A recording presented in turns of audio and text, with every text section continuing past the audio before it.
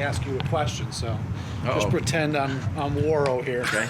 Take your time. He wants to know. Your hair's a lot neater. Time. Your hair's a lot neater. 2-minute question for a 20-second answer. Well done, Sal. Well done. I want you to do your best imitation. No, right I now. can't. It's too hard. He's too much of a character. All right. So anyway, he wants to know validation for Stefon Diggs after the season he had, personally, individually, the great numbers. Just how did that validate him along the way as a team player that he clearly proved to be too? Yeah, he's been really good since he's been here. I know we've had talks about that last year. I think he does everything that we need him to do to be as good as he can be. He's a hard worker. He practices. He's very talented. He speaks up when he needs to speak up. I think he has the respect of the coaching staff, the respect of the players.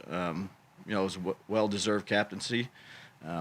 Happy to have him. I would guess his follow will be when he came here. Did you expect that this? I mean, given what he was at Minnesota, and there was a little bit of talk about him as a teammate there. Did you expect him to be the player and teammate he became? Yeah, I think when you get new guys, not as much maybe the rookies, but free agents that you pick, or maybe you trade for guys that are veterans in this league. I don't really think you can have any preconceived notions of what they are or what they're not. The best thing is to try to let them be themselves, get to know them, build a relationship with the people that you bring in. I love them. I love the guy. I love the player. But really it was more about relationship and getting to know one another and building a level of trust, right? So when you have some trust, then you have some respect. And when you have some respect, you have some accountability. And, he's a man of integrity and loyalty. And, he fit right in, bonded well with, I'd say, the coaching staff and the players and, let him be him. And then his talent took over. And then, he's got some high energy out there that I think that a lot of the guys feed off of. So I can see why he was voted captain. Brian, one of the things you've said multiple times this offseason is that you don't need to run the ball more, you need to run the ball more effectively. So as we've gone through these last couple months, do you feel like the team is in a good position to basically accomplish that as we get ready for the season? Yeah, time will tell. The squad that we're facing this week is, one of the best defenses historically, the last however many years that Coach Tomlin and Coach Butler have been here, and they have a lot of really good players up front and the back end. I think they lead the league in first-round draft picks on the defense with 8. So time will tell. We're going to have our work cut out for us, and, the same thing in the pass game. You got your question. You got it. Yeah, no questions for you. You got it. I was talking to Mike Tomlin. Yeah. So. Okay. Hey, Brian, when Did you get any good information? Well, he acknowledged the comparison. He had to open the door. He did. Well, no, he acknowledged the comparisons between Josh and Ben have been around for quite some time. So You just jump right in and cut well, everybody yeah, off. I'm sorry. That's okay. That's all right. Brian, when you guys beat the Steelers last December, in the first half, their pass rush was giving you a hard time. And what did you do? What kind of adjustments can you talk about that you made to get them out of that and have more success in the second half? Yeah, well, look, it really, Murph, was both games. You go back and you watch, both. 2019, 2020, they're ranked in the top 5 in every statistical category. They have exceptional players. Really all the guys they rotate in, and now they got Ingram back there too on the edge, and obviously Watt and Hayward and those guys.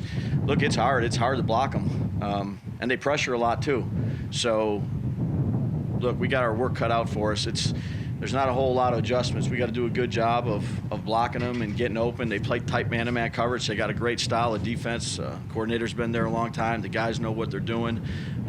They're a really formidable opponent, one of the best in the league. So we got a big challenge ahead of us.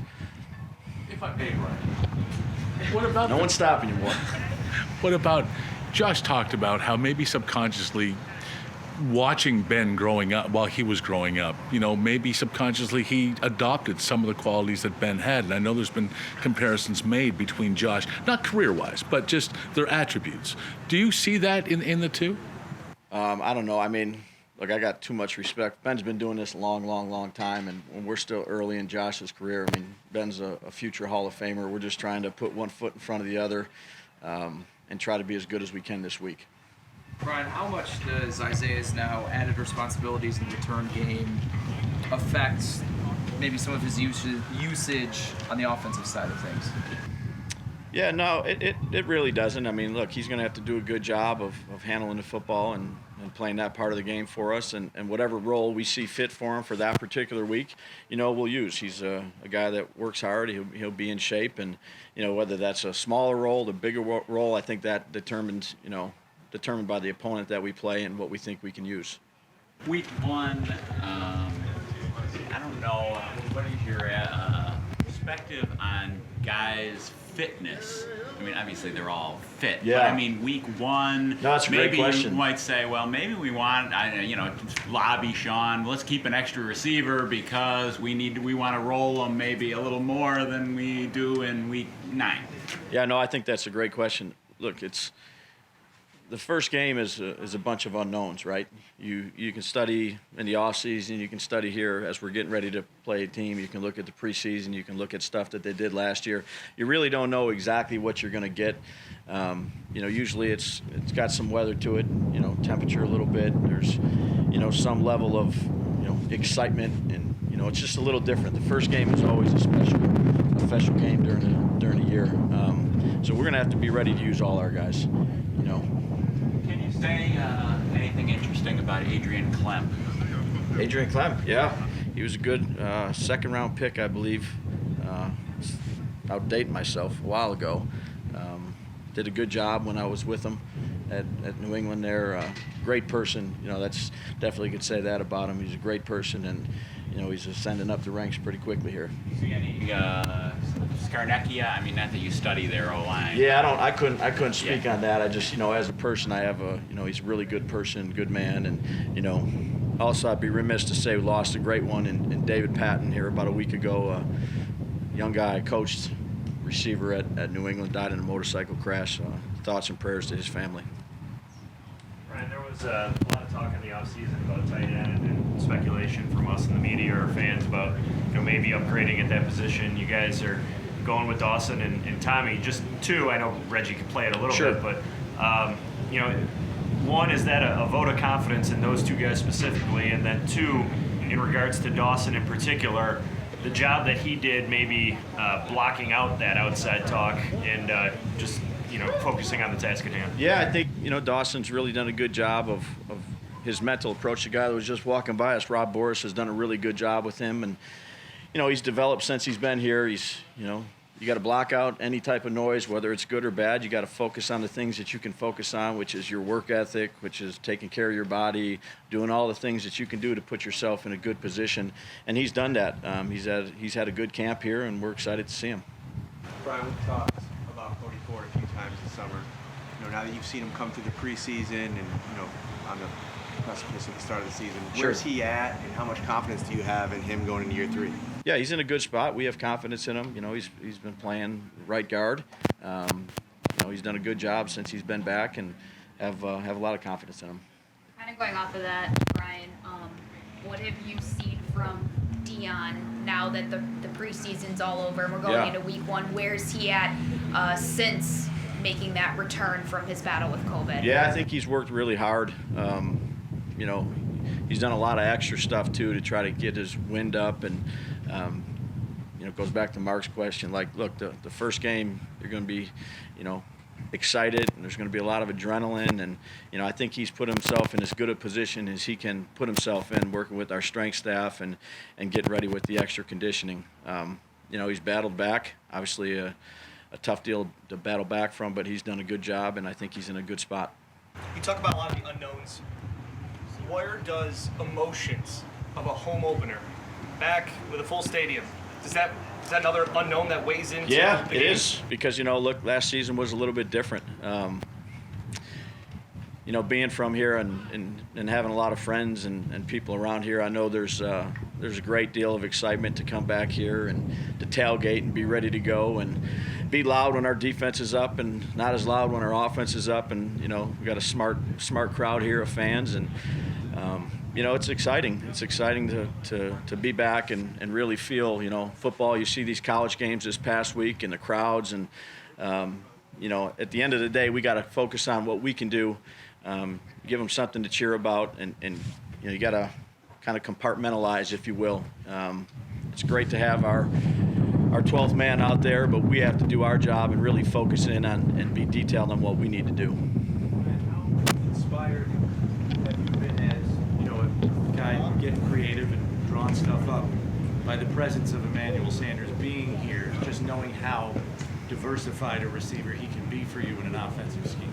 Yeah, I said this before, Chris. It's good to have. He's a 34-year-old guy. Doesn't seem 34. Seems like a little bit of a younger guy. Has had a wealth of experience. He's smart. So again, one of the guys that fits into the room, I think, well, and hopefully we can utilize his talent.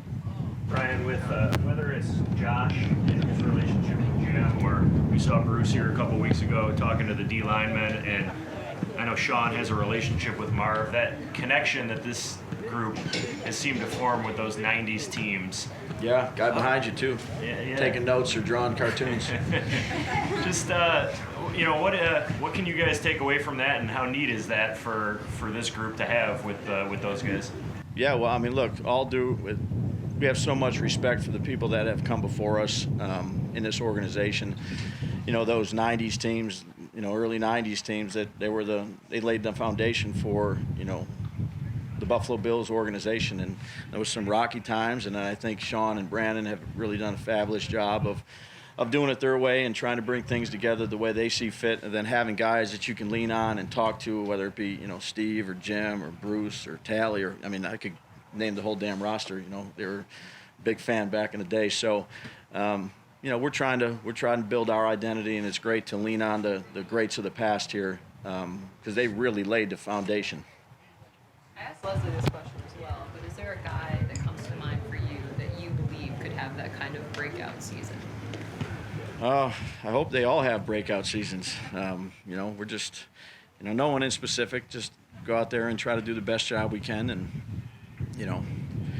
it's always tough. Each week is tough. This week we got one of the best defenses to go against, so it's a challenging week. It's a challenging week of preparation. I know it's challenging for the players out there. We're trying to give them hard looks, trying to be as ready to go as we can be.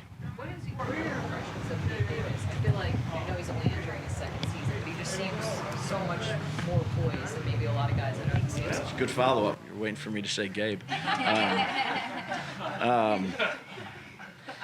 Yeah, no, that's okay. I said this about him before. Very dependable player for a second-year guy. Was dependable for us last year. He's had a good training camp. Works extremely hard. He's doing everything he can do to be as ready as he can. You can see he's out here early. Thanks, guys. Thanks, guys.